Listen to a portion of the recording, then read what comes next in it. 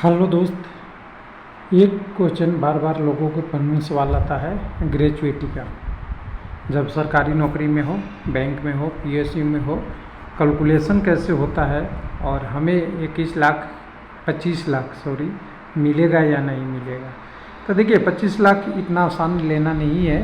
पहले 20 लाख था जिसका रिवीजन करके 25 लाख कर दिया गया है 50% बेसिक होने के बाद।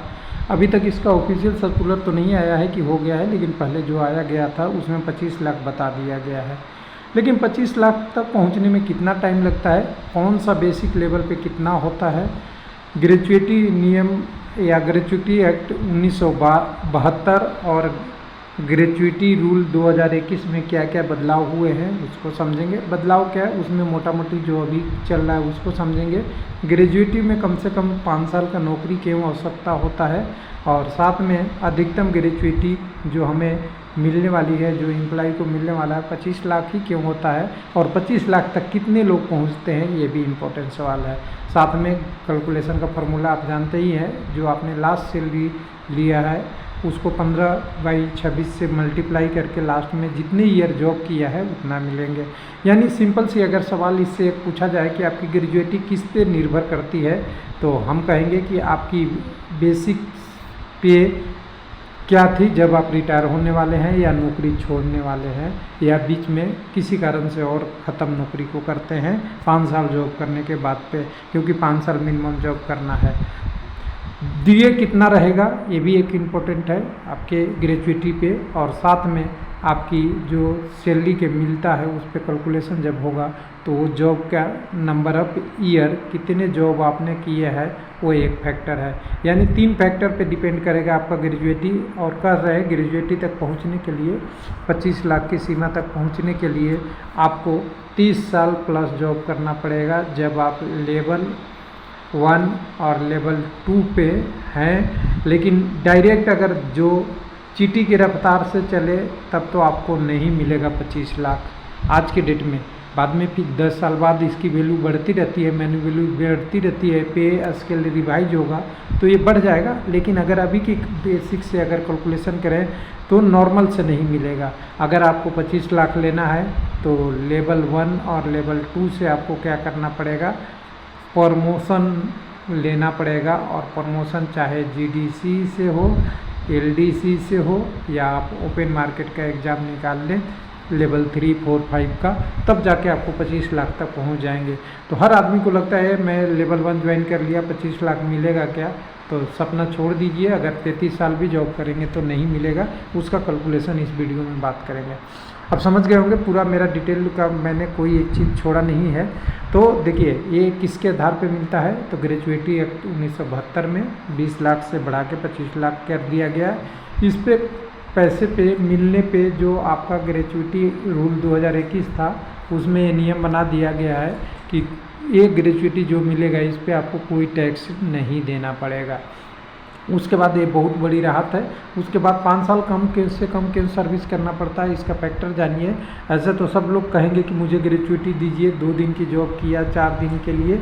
इसके लिए ये 5 साल का एक क्राइटेरिया रखा गया है कि 5 साल का आप टेम्प्रोरी या परमानेंट जॉब करते हैं तो ग्रेजुएटी के गवर्नमेंट में अधिकार है, वरना आपको कोई ग्रेजुएटी नहीं दी जाएगी।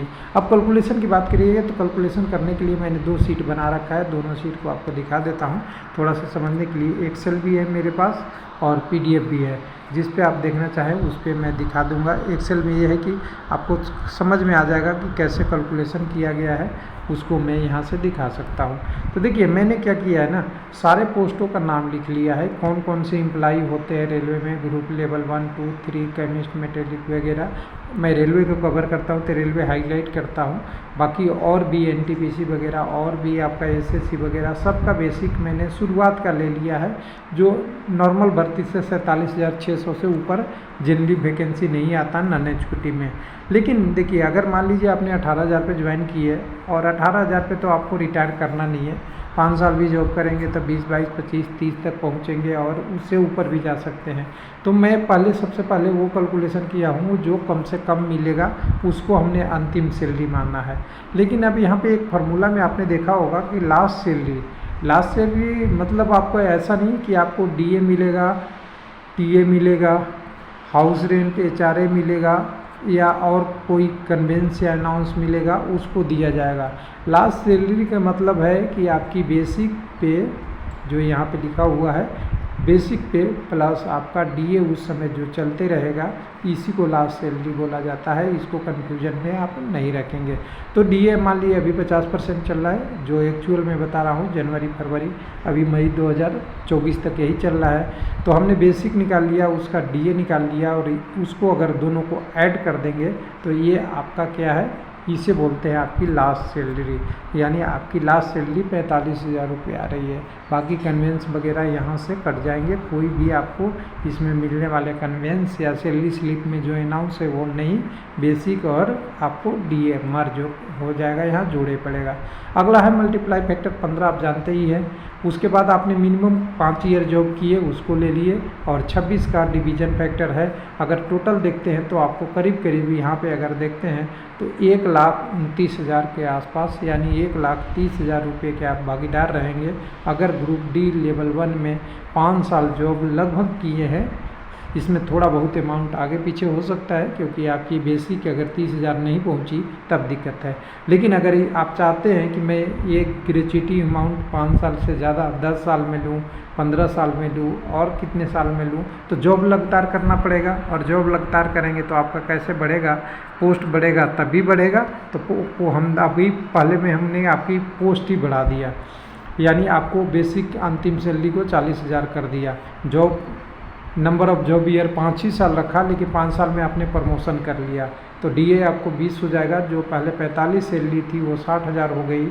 15 मल्टीप्लाई फैक्टर और 56 को दोनों को रखेंगे तो आपको करीब करीब अगर आपने प्रमोशन लिया तो 1,73,000 के आसपास पहुंच गए, यानी करीब करीब 40,000 का बेनिफिट आपको हो गया ग्रेच्युटी में जब आपने एक प्रमोशन ले लिया। 2 ले लेंगे, 3 लेंगे, ये तो टाइम बाउंड प्रमोशन मिलेगा ही, लेकिन टाइम बाउंड प्रमोशन के अलावा अगर एग्ज़ाम से ले लेंगे तो ये छलांगे ऊपर की तरफ बढ़ेगी।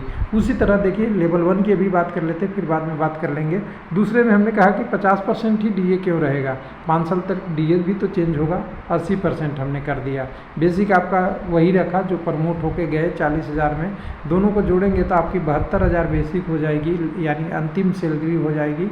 मल्टीप्लाई फैक्टर और 5 ही साल में जोड़ेंगे तो 2,07,000 रुपये आपके हो जाएगा। ग्रेच्युटी लेवल 1 की बात कर रहे हैं, सारा कंडीशन बढ़ा के बात कर रहे हैं। पहला हमने आपका सैलरी बढ़ाया बेसिक पे वाला अंतिम सैलरी, फिर DA बढ़ाया। अगले में हम अब जॉब को बढ़ा के देखते हैं कि जॉब बढ़ाते हैं लेवल 1 का तो क्या होगा। तो हम यहाँ पे जॉब को आपको 5 साल से 10 साल कर दिया। तो देखिए बेसिक भी बढ़ गई थी आपकी, DA भी बढ़ा हुआ है। उस समय वर्तमान में DA कुछ और होगा, बेसिक भी कोई होगा, पे कमीशन भी कोई और होगा, लेकिन अभी समझने के लिए हमने दोनों चीज़ बढ़ा दिया। तो उस हिसाब से देखिए कि आपकी 4,15,000 मिलती है। यानी सिंपल सी बात है, अपने 5 साल से जॉब किया, 1,00,000 पहले 30,000 मिल रहा था, 32,000 मिल रहा था, वो बढ़ के 1,73 नहीं सीधा 3 गुना बढ़ के 4,15,000 हो गया। लेकिन कैंडिडेट को मन भरेगा नहीं कि 10 साल जॉब करेंगे 4 ही लाख मिलेगा। हमें तो सपना लोग दिखाते हैं 25 लाख ग्रेच्युटी मिलेगा, तब 25 लाख सबको नहीं मिलता, उसी को मिलता है जो हायर रैंक पे पहुंच जाते हैं, खुद प्रमोशन लेते हैं, उनकी मिलती है। तो अब एक और बात कर लेते हैं और थोड़ा सा कैलकुलेशन कर लेते हैं कि जो मैक्सिमम लगभग 30 से 33 साल ज़्यादा लोग जॉब करते हैं, कोई 34, 35, 36 भी करता है, जो जल्दी ज्वाइन कर लेता है 18, 19, 20 साल में, वो अलग चीज़ है। लेकिन 30 से 33 वाले में मैक्सिमम लोग ज़्यादा रहते हैं। अगर वो पूरी मेहनत से करें और DA भी खूब रहा, बेसिक भी ठीक ठाक बढ़ा, तो लगभग 13 लाख 14 लाख के आसपास ग्रेच्युटी ले सकते हैं लेवल 1 से। लेकिन अभी की जो वर्तमान कंडीशन है 2024 में कोई रिटायर करता है, 2026, 28, 29, 30 तक जो ज्वाइन करता है उनके लिए है। बाकी तो बेसिक फिर बाद में चेंज होगी, ग्रेच्युटी लिमिट भी चेंज होगी, वो सबका इशू रहेगा। तो जो लोग अभी हाल फिलहाल में पहले से जॉब कर रखे हैं अपने बेसिक के अनुसार से इसमें डाल के देख सकते हैं। लेकिन अगर मैं बात करता हूं कि अगर कोई JE रहा या मीडियम पोस्ट में ये स्टेशन कंट्रोलर या हिंदी ट्रांसलेटर वगैरह वगैरह वाले सारे पोस्ट हैं, जो सारे भी आते हैं, बहुत सारे पोस्ट आता है, जूनियर इंजीनियर, केमिकल मटेरियल, डिपेल, सब सारे आते हैं, उनकी बेसिक 35,500 रहती है। इन पे एक कैलकुलेशन कर लेते हैं, यानी लेवल जो हम बात करने वाले हैं वो लेवल कहाँ पे आ जाएगा, 6 के आसपास है। तो लेवल 6 पे अगर हम बात करते हैं तो शुरुआत में ही अगर वो थोड़ी सी दिन भी नौकरी करें तो क्या कंडीशन बनेगा। तो उन्होंने उनकी बेसिक इतनी थी, बेसिक पे अगर लास्ट आया कि उनकी बेसिक बढ़ गई 5 साल में, फिर डीए आपका उनका 50% है और 5 ही साल नौकरी की है, तो इनकी ग्रेजुएटी 2,37,000 यानी पहले वाला से 1 लाख ज़्यादा इनको मिल रही है। इसी तरह जैसे जैसे सारी चीज़ें बढ़ेगी, लेवल 5 का देखिएगा, लेवल 5 की ग्रेजुएटी लिमिट बहुत तेज़ी से बढ़ते जाएगा और बहुत तेज़ी से बढ़ते बढ़ते बढ़ते हम फाइनल 33 साल के जॉब तक आएंगे कि 33 साल तक जॉब करेंगे तो लेवल 5 वाला को कितना मिलेगा, तो 22,27,000। यानी 33 साल जॉब करने के बाद भी लगभग अभी वर्तमान कंडीशन के हिसाब से जूनियर इंजीनियर भी आपको 25 लाख ग्रेजुएटी नहीं लिया जाता है, नहीं ले सकता है अभी जो फ़िलहाल में 2, 4, 5 साल में रिटायर कर रहा है, यानी मैक्सिमम लिमिट का बेनिफिट अभी भी नहीं उठा रहा है। तो 25 लाख देखने के लिए है या मिलने वाला है, तो आप समझिए देखने वाला है।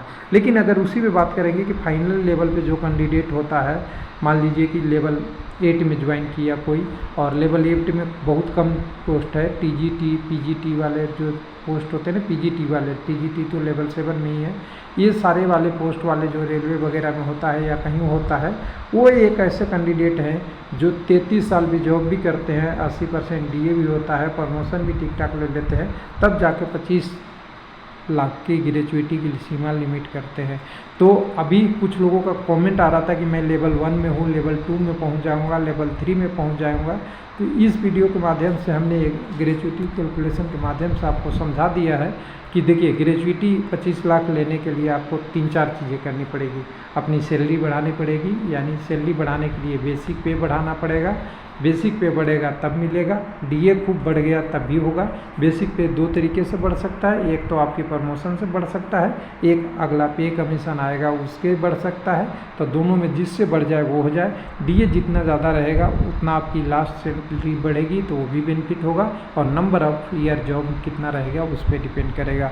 यानी लेवल 1 के लिए तो मैं कह रहा हूँ कि लेवल 1 जो आज के डेट में ज्वाइन किया है, आज के डेट में ज्वाइन नहीं कर रहा है, रिटायर कर रहा है, हो सकता है उन्होंने ज्वाइनिंग बहुत पहले कर रखा है, लेवल 1 में ही लेवल 2 लेवल 3 तक प्रमोशन हो गया और लेवल 3 तक भी प्रमोशन हो गया। मान लीजिए टाइम बाउंड प्रमोशन की बात कर रहा हूँ बिना कंपटीशन के। तो अगर लेवल 3 तक पहुँचता है तो यहाँ पे हम आपको कैलकुलेशन दिखा देते हैं। लेवल 3 तक पहुँच गया 21,700 वाला में, हो सकता है ये बेसिक धीरे धीरे बदल के, ये वाला बेसिक में क्या होता है इंक्रीमेंट का इशू होता है। लेवल का तो बेसिक ये है, लेकिन इंक्रीमेंट हर साल जो लगती है, उनकी बेसिक पहुंच गई यहाँ तक, कहाँ तक, जब जॉब करेंगे तो बेसिक पहुंच गई 47 और पैदा इस लेवल पे, तब जाके उनकी ग्रेजुएटी 25 लाख के आसपास बनेगी।